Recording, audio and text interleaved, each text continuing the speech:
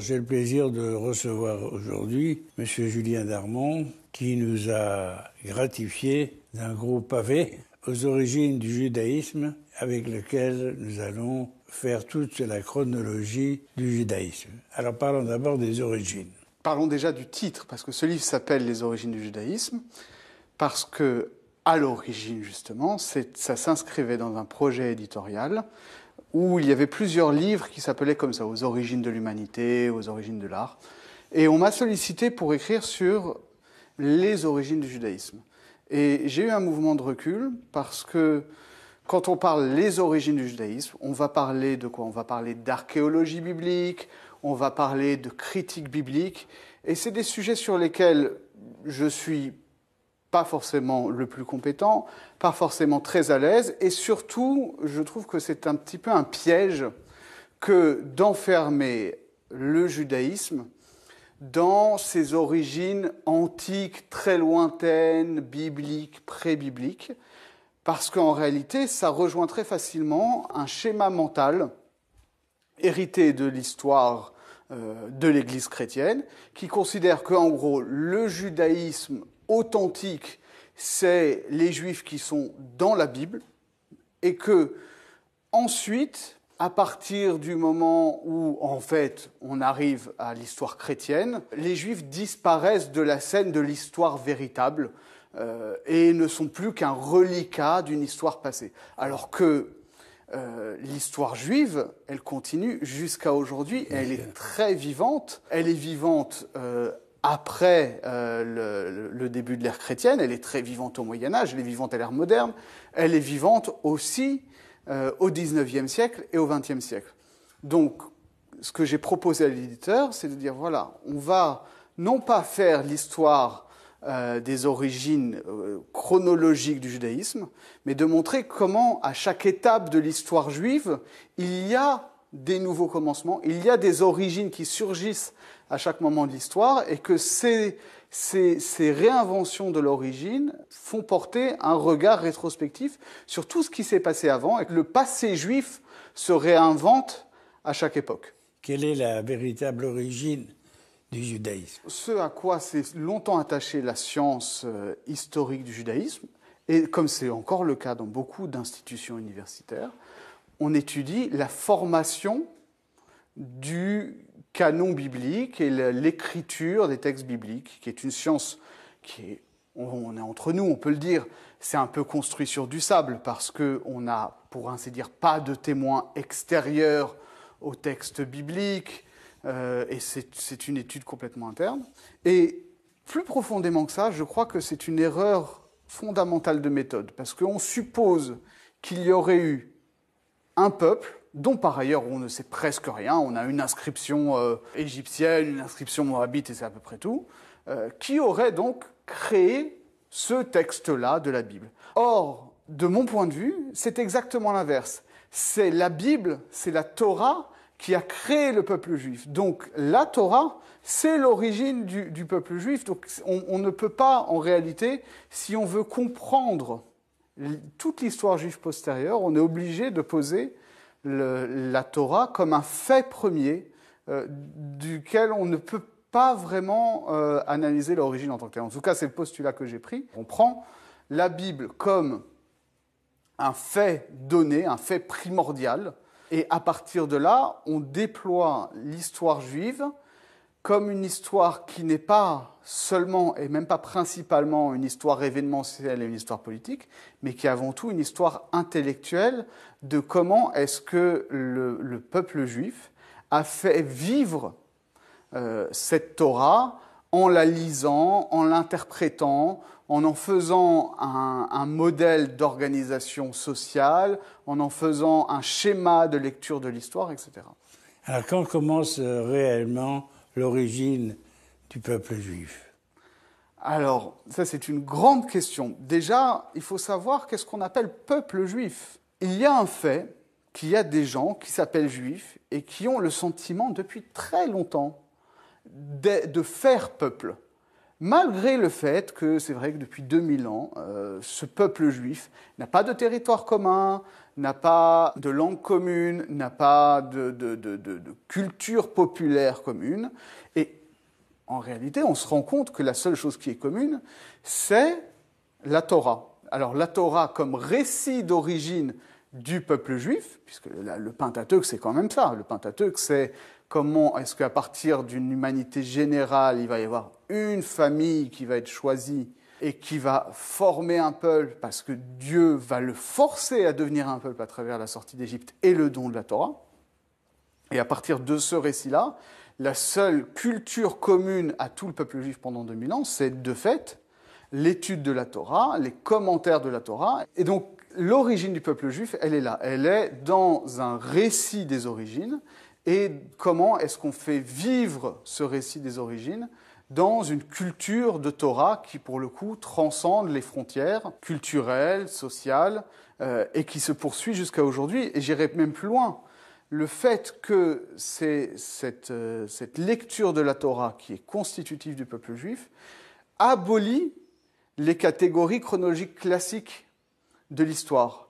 Parce que quand on est dans le Talmud, par exemple, on est contemporain des sages du Talmud. On dialogue avec eux. On ne les étudie pas seulement comme voilà, le témoignage d'un passé. On est contemporain de ces gens-là. Et ce que je dis souvent en cours, c'est ce que le Talmud lui-même dit. Le Talmud ne s'intéresse pas à l'histoire en tant que telle. Parfois, on rapporte une parole qui a l'air d'être une parole historienne, de dire voilà comment ça s'est passé à telle époque. Et le Talmud tout de suite dit mais qu'est-ce qu'on s'en fiche? Maïdehava hava, ce qui s'est passé, ça s'est passé. Si c'est le passé, ça ne nous concerne pas. On n'est pas là pour faire la chronique des temps passés. Le passé nous intéresse en tant qu'il vient faire sens pour nous aujourd'hui. Et donc c'est ce rapport très particulier au temps qui est constitutif de l'histoire juive. Donc c'est pour ça que dire les origines du judaïsme seraient à situer à un moment précis dans le passé, c'est mal comprendre l'histoire juive, puisqu'en réalité, chaque présent se reconstruit un passé, se reconstruit des origines en fonction de ce qui fait sens pour lui aujourd'hui. Et donc ce passé, il est maintenant constitué de divers éléments, et alors notamment du Talmud. Le Talmud lui-même désigne déjà deux strates. Vous avez la Mishnah, qui est un recueil des enseignements oraux composés vers l'an 200, mais qui récapitule 2 voire 3 siècles de discussion. Par-dessus ça, vous avez une seconde strate qui est la Gemara, qui, elle, va faire une analyse critique, une analyse contradictoire, une enquête sur la Mishnah. Autour de ça, vous avez les commentaires de Rashi, les commentaires de ses élèves, les tosafistes. Autour de ça, vous avez les commentaires du Rosh, les commentaires du Rif, de tous les sages du début du Moyen-Âge, de la fin du Moyen-Âge, de l'époque du XVIe siècle, du XVIIe siècle, du XIXe siècle. Tous ces textes-là différents, qui sont centrés sur le même propos, sont présents de manière simultanée dans un seul volume. Et comme je le disais, le Talmud, c'est la Torah orale. Ce n'est pas la Torah écrite. Et il y a une grande différence, parce que la Torah écrite, c'est un texte. Le texte, il est figé. Le Talmud n'est pas un texte écrit. Le Talmud est une production orale. Et donc, c'est pour ça que vous avez parfois, dans certains passages du Talmud, les commentateurs qui disent non, mais en fait, le texte ne doit pas être comme ça, il faut le modifier comme ça. Et le Talmud lui-même fait ça sur la Mishnah. Il corrige le texte, entre guillemets, de la Mishnah. En fait, il ne corrige pas le texte parce qu'il engage un processus de réélaboration, parce que ça doit être cohérent intellectuellement, logiquement. Et c'est un processus qui irrigue tellement la vie juive que ça a été l'un des arguments majeurs de la défense du Talmud quand l'Église catholique a voulu faire le procès du Talmud au XIIIe siècle. Parce que les chrétiens ont découvert très rapidement le Talmud. Comme je le disais, pendant plus d'un millénaire, ils se sont imaginés que les Juifs qui vivaient à côté d'eux étaient les mêmes Juifs que ceux qu'ils voyaient dans l'Évangile. Encore une fois, même chez les chrétiens, c'est le texte sacré qui informait la vision de l'histoire, et pas comme aujourd'hui une vision historienne qui vient détricoter le texte sacré. Donc les chrétiens voyaient les juifs au prisme de l'Évangile. Et un jour, ils se sont rendus compte que non, ça faisait quand même 1000 ans, 1200 ans que les juifs aussi avaient eu une histoire, qu'ils avaient produit une culture qui s'appelait le Talmud, et que ce Talmud, donc était un continent inconnu, et contenait des choses qui, pour la conscience chrétienne, étaient incompréhensibles et donc possiblement choquantes, et si on avait l'esprit mal tourné, étaient blasphématoires. Soit parce que certains épisodes, on considérait que ça parlait à mots voilés de Jésus dans des termes pas forcément très flatteurs, ça, historiquement, on peut largement le discuter, soit parce que le Talmud prend de grandes libéralités avec la façon dont il parle de Dieu lui-même. Et donc, on a fait le procès du Talmud. L'argument massu du procès du Talmud, c'était de dire l'Église est garante, d'après la doctrine établie par saint Augustin, elle est garante de l'existence continuée des Juifs. Il ne faut pas viser à la disparition des Juifs.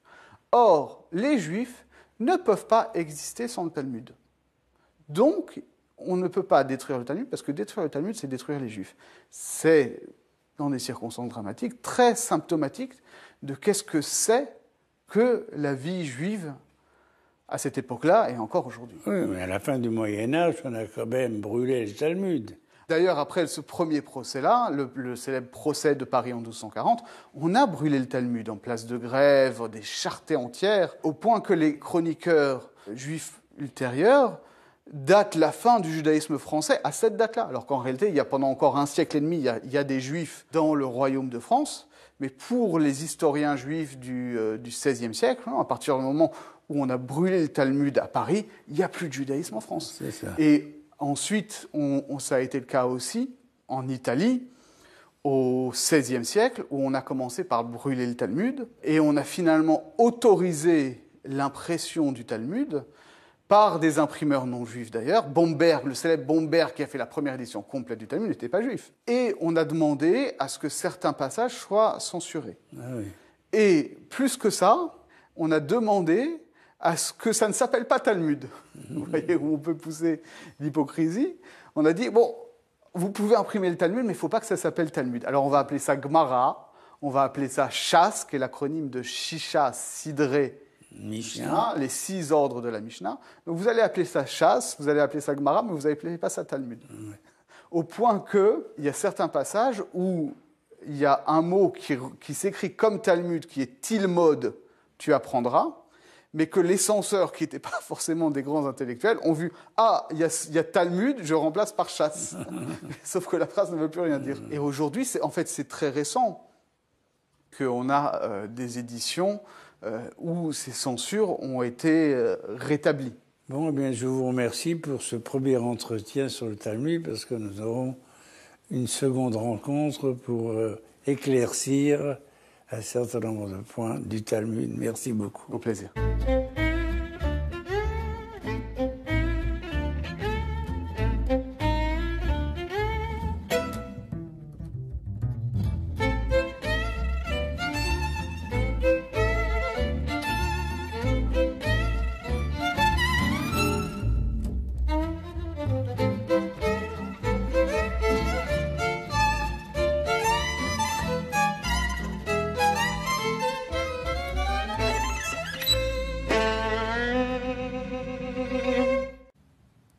Chrétiens orientaux nous propose aujourd'hui de rencontrer